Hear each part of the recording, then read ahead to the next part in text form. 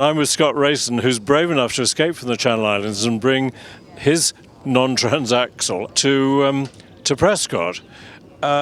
They get a fairly long wheelbase, don't they? Yeah, you have to have a long wheelbase because, like you say, non-transaxle means that the gearbox and the rear axle are in two different casings. Yes. So that means the drivetrain is considerably longer than a race car. Of course. So it's an engine, and we'll talk about the engine in a bit. You don't even have a drive shaft, really. It's very much old school engineering, this. So yeah, you get two universal joints between the gearbox and the rear axle. Yeah. And a 6.5 litre Chevy? 6.5 litre, yeah. It's a new engine about 18 months ago. The old engine was getting a bit tired, so this one is upgraded to a 400 block, which is producing about 600 horsepower. It's enough, isn't it? Yeah, it's more than enough, yeah. And from a handling point of view, does it tend to try to want to go straight on?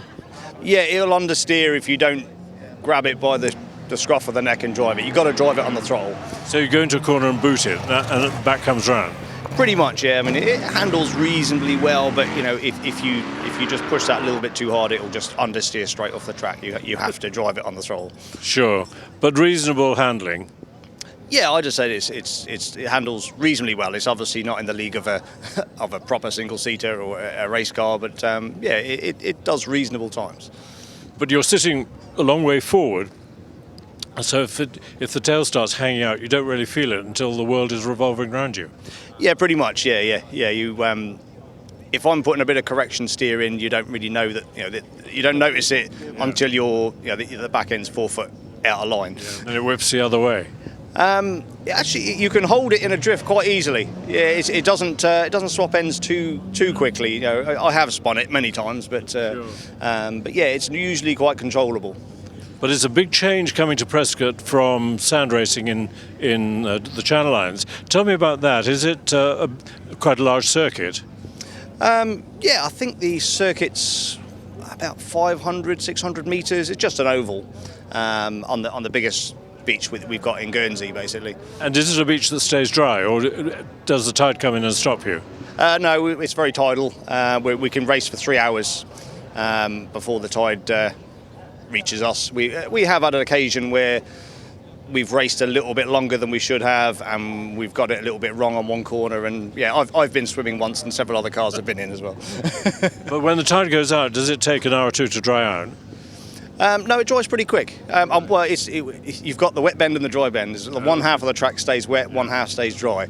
And are you the champion out there? I've been the champion many years ago, but I haven't actually done sand racing for a good few years. Right. So this purely does hill climbing? Yeah, this one just does hill climbing, yeah. There's actually not many of these still racing on the beach. It actually moved more over to grass track cars locally. But there's still, I think, 7 or 8 of these on the island which compete at various times. How many of them come over to compete in hill climb? Just you? No, there's 3 of us that have been coming for the last few years. Hopefully later in the year, one of the guys with the big block Chevy, the 7.5 litre, will be coming to maybe Harewood, I'm not sure. Right. And Peter Clark used to race regularly over here, but I'm not sure if he's going to race anymore. Well, we'll see you fighting the Delaras and the Goulds and things, probably. You're top 12, that's easy, isn't it? Yeah, I'd fully expect so, as long as I get a dry run and they all get wet ones. Great, Scott, thanks very much indeed. No problem. Thanks.